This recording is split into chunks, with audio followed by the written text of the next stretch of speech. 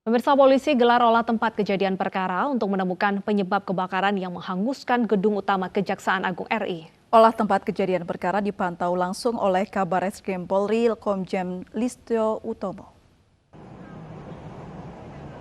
Olah TKP berlangsung di gedung utama Kejaksaan Agung dengan dipimpin Kapus Labfor Mabes Polri dan Direktorat Tindak Pidana Umum Barreskrim Polri. Selain itu, tim penyidik dari Direktorat Reserse Kriminal Umum Polda Metro Jaya dan Polres Metro Jakarta Selatan juga telah memeriksa 19 orang saksi. Pemeriksaan para saksi dari pihak pengamanan dan internal Kejagung untuk mengetahui blueprint atau cetak biru dari bangunan Kejaksaan Agung. Pemerintah membentuk posko bersama yang dipimpin Kabareskrim Polri dan Jampidum untuk mengetahui penyebab kebakaran gedung Kejaksaan Agung.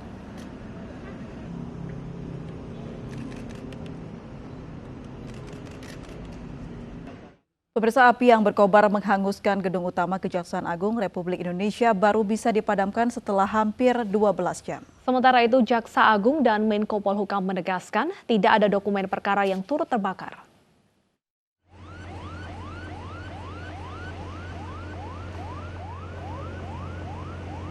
Sabtu malam publik digegerkan dengan kebakaran yang melanda gedung Kejaksaan Agung Republik Indonesia di Jalan Sultan Hasanuddin dalam Kebayoran Baru, Jakarta Selatan. Api mulai berkobar sejak pukul 19.10 waktu Indonesia Barat. Api diduga berasal dari lantai 6 gedung utama Kejaksaan Agung yang merupakan bagian kepegawaian. Api kemudian merambat dengan cepat dan menghanguskan hampir seluruh lantai. Puluhan mobil pemadam kebakaran dan ratusan personel diterjunkan untuk menjinakkan si jago merah. Kapolda Metro Jaya Irjen Pol Nana Suryana dan Wakil Gubernur DKI Jakarta Ahmad Reza Patria langsung meninjau lokasi. Petugas kemudian mengevakuasi seluruh tahanan dari sel di belakang gedung yang terbakar. Sebanyak 25 tahanan dipindahkan ke Kejaksaan Negeri Jakarta Selatan. Setelah 12 jam proses pemadaman, api berhasil dipadamkan.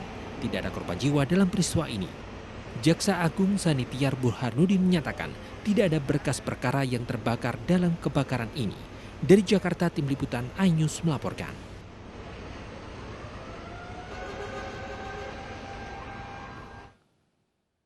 Jaksa Agung Sanitiar Burhanuddin pindah kantor sementara ke gedung Badan Diklat Kejaksaan Ragunan, Jakarta Selatan mulai hari ini. Sejumlah jajaran Kejaksaan Agung lainnya juga ikut mengungsi karena ruang kerjanya ikut terbakar.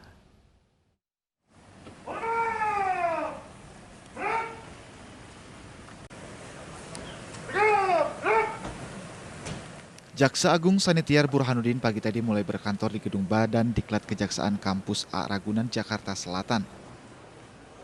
Pemindahan kantor dilakukan karena ruang kerja Jaksa Agung yang berada di gedung utama ikut terbakar.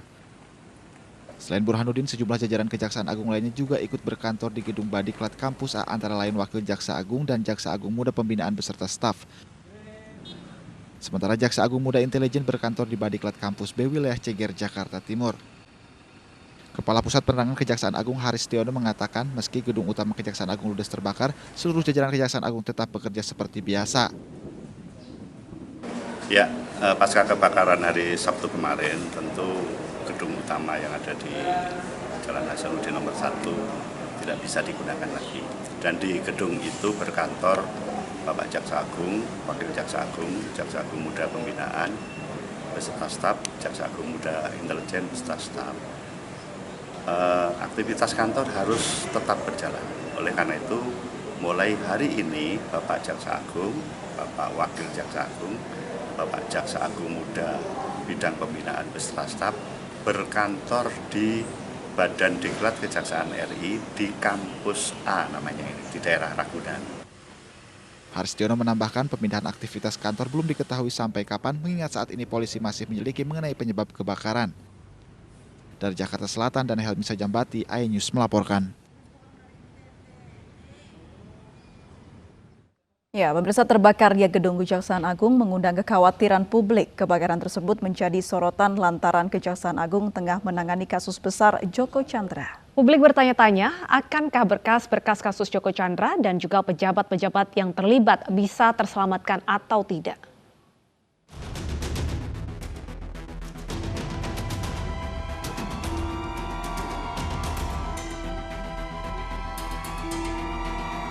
Terbongkarnya kasus Joko Chandra berawal ketika buronan kasus hak tagih Bank Bali ini mengajukan peninjauan kembali ke Pengadilan Negeri Jakarta Selatan.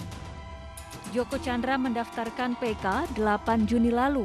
Belakangan, Joko Chandra memiliki IKTP saat mendaftarkan PK ke pengadilan. IKTP diduga dibuat pada hari yang sama saat Joko Chandra mendaftarkan pengajuan kembali. Diketahui perekaman IKTP dilaksanakan di kantor Dinas Kependudukan dan Catatan Sipil Jakarta Selatan. Setelah diusut, Lurah Grogol Selatan Asep Subahan diduga berada di balik cepatnya proses pembuatan IKTP Joko Chandra. Dari sinilah penelusuran merembet ke sejumlah instansi. Salah satunya melebar ke institusi kejaksaan. Muncullah nama Jaksa Pinangki Sirna Malasari yang diduga berperan besar dalam kasus Joko Chandra. Pinangki menjabat sebagai Kasubag Pemantauan dan Evaluasi 2 Biro Perencanaan Kejaksaan Agung. Diduga dalam perjalanan ke luar negeri pada tahun 2019, yaitu ke Malaysia dan Singapura, Pinangki bertemu dengan Joko Chandra yang berstatus buron. Pinangki kini telah menjadi tersangka dan ditahan Kejaksaan Agung. Namun di tengah-tengah pengusutan kasus Joko Chandra, gedung Kejaksaan Agung terbakar. Sebagian besar bangunan utama ludes sehingga timbul kecurigaan masyarakat di balik musibah ini, dibakar atau terbakar. Jaksa Agung Sanitiar Burhanuddin membantah. Ia meminta masyarakat jangan berspekulasi macam-macam terkait insiden ini. Gedung utama ini tidak menyimpan berkas yang ada kaitannya dengan penanganan perkara, baik itu tindak pidana khusus yang dalam hal ini tindak pidana korupsi maupun tindak pidana umum, sehingga terhadap berkas perkara yang terkait dengan penanganan tindak pidana korupsi 100% aman, tidak ada masalah. Penyebab kebakaran gedung Kejaksaan Agung hingga kini masih dalam penyelidikan polisi. Akibat kebakaran ini, ruang-ruang kerja pejabat Kejaksaan Agung, termasuk ruang kerja Jaksa Pinangki, ikut terbakar. Tim Liputan iNews melaporkan. Terpidana kasus korupsi hak tagih Bank Bali Joko Chandra kembali diperiksa penyidik Bareskrim Polri. Pemeriksaan ini merupakan kali kedua Joko Chandra dalam kasus penghapusan Red Notice. Terpidana kasus korupsi hak tagih Bank Bali Joko Sugiyarto Chandra diperiksa penyidik Bareskrim Polri dalam kasus surat jalan palsu dan penghapusan Red Notice di Interpol. Joko Chandra diperiksa sebagai saksi tersangka Brigjen Prasetyo Utomo. Selain memeriksa Joko Chandra, penyidik juga memeriksa pengusaha Tommy Sumardi yang diduga memberikan suap atau imbalan. Pemeriksaan ini merupakan pemeriksaan kedua kali terkait surat jalan palsu yang digunakan Joko Sugiyarto Chandra. Terpidana hak tagih Bank Bali sebelumnya diperiksa 19 Agustus lalu. Dalam kasus ini polisi telah menetapkan 4 tersangka. Penetapan tersangka setelah Bareskrim Polri dan Komisi Pemberantasan Korupsi gelar perkara kasus Joko Chandra. Joko Chandra dijerat pasal 263 ayat 1 dan ayat 2 tentang penggunaan surat palsu, pasal 426, pasal 221 KUHP dengan ancaman 5 tahun penjara. Dari Jakarta, Tim Liputan iNews melaporkan. Dan pemirsa, untuk mengetahui perkembangan terkini pemeriksaan Joko Chandra, sudah ada rekan kami Vicky Rian yang saat ini berada di gedung Bareskrim Mabes Polri. Ya Vicky, apakah pemeriksaan masih berlangsung di sana, Vicky? Ya, baik April dan juga Deta, memang baru saja pemeriksaan terhadap Joko Chandra ini telah selesai dilakukan, di mana tadi Joko Chandra diperiksa mulai pukul 9:30 pagi dan selesai dilakukan pada pukul 16.00 atau pukul 4 sore. Lebih dari 6 jam diperiksa tadi penyidik Direktorat Tindak Pidana Bareskrim Polri ini mencecar Joko Chandra dengan 55 pertanyaan terkait aliran dana suap penghapusan red notice. Dan berdasarkan keterangan dari Karopenmas Divisi Humas Polri, memang dalam pemeriksaan tadi Joko Chandra telah mengakui bahwa benar dirinya melakukan suap terkait penghapusan red notice. Berikut pernyataan dari Karopenmas Divisi Humas Polri, Brigjen Pol Awistiono. 55 pertanyaan. 55 pertanyaan oleh penyidik. Hal-hal yang terkait dengan pertanyaan penyidik yang bisa kami sampaikan kepada rekan-rekan, yaitu terkait dengan pertanyaan aliran dana suap oleh saudara CST kepada para tersangka. Jadi penyidik tentunya ngejar ya, melakukan pendalaman, mengejar kapan, di mana, kepada siapa saja uang ini diberikan. Dari hasil pemeriksaannya tentunya kami tidak bisa sampaikan secara keseluruhan, apalagi terkait dengan nominalnya, karena kita masih berproses.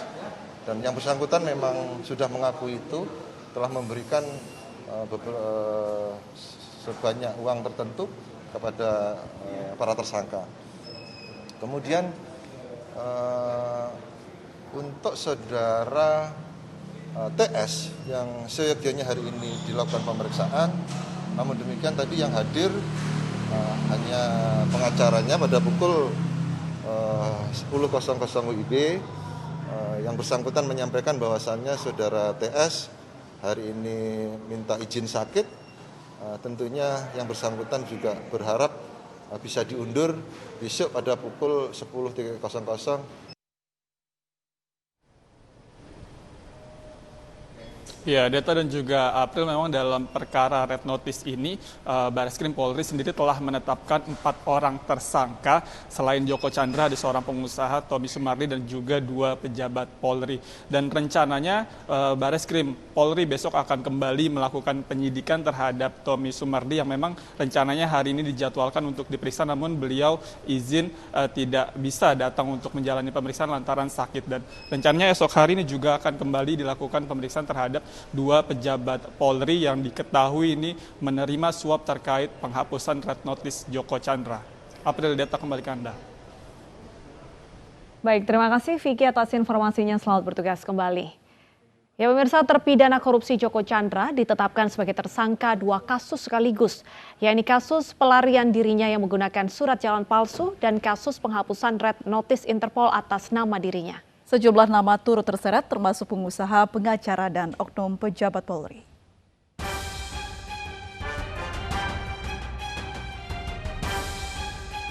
Setelah 11 tahun buron terpidana korupsi pengalian hak tagih Bank Bali, Joko Chandra ditangkap di Malaysia akhir Juli lalu. Joko Chandra dijemput polisi di Bandara Halim Perdana Kusuma, Jakarta, dan langsung digiring ke tahanan Bareskrim Polri. Setelah mendekam sementara di tahanan Bareskrim Polri, Joko Chandra dipindahkan ke Lapas Salemba. Selain menjalani pidana sebagai pesakitan kasus korupsi, Joko Chandra dijerat 2 kasus baru. Polisi menetapkan Joko sebagai tersangka kasus pelarian dirinya dengan menggunakan surat jalan palsu dan kasus penghapusan red notice di Interpol atas nama dirinya. Untuk kasus surat jalan palsu selain Joko Chandra, polisi juga menetapkan 2 orang lainnya sebagai tersangka, yaitu pengacara Joko Chandra Anita Kolopaking dan oknum polisi yang menerbitkan surat jalan Brigjen Prasetyo Utomo. Sementara untuk kasus suap penghapusan red notice Interpol, polisi menetapkan 4 orang sebagai tersangka, yakni Joko Chandra, pengusaha Tommy Sumardi sebagai pemberi suap, serta Irjen Napoleon Bonaparte dan Brigjen Prasetyo Utomo sebagai penerima suap. Tim Liputan iNews melaporkan. Sementara itu hari ini Pengadilan Negeri Jakarta Selatan menunda sidang pra-peradilan pengacara Joko Chandra Anita Kolopaking. Penundaan karena pihak termohon tidak hadir. Pihak termohon dalam hal ini Bareskrim Polri tidak hadir di persidangan, sehingga hakim menunda sidang perdana pra-peradilan yang diajukan pengacara Joko Chandra Anita Kolopaking. Sidang dijadwalkan kembali hari Senin 7 September 2020. Hakim meminta seluruh pihak dapat hadir di sidang berikutnya. Termohon ini nggak hadir karena kan terbatas waktunya nih menurut hukum acara pidana. Dia bayangkan terpaksa ditunda 2 minggu. Kami udah memohon 1 minggu aja, tetap 2 minggu karena mungkin kesibukan. Tapi yang kami sesalkan kenapa sih nggak datang gitu. Kita ya saling menghormati lah gitu kan ya. Ibu Anita ini ditahan dan merasa hak-haknya tidak terlindungi dengan baik setelah penetapan pada waktu penetapan tersangka ini. Polisi berhasil melumpuhkan para pembunuh pengusaha ekspedisi di Kelapa Gading, Jakarta Utara. Sesaat lagi di Ayu Sore.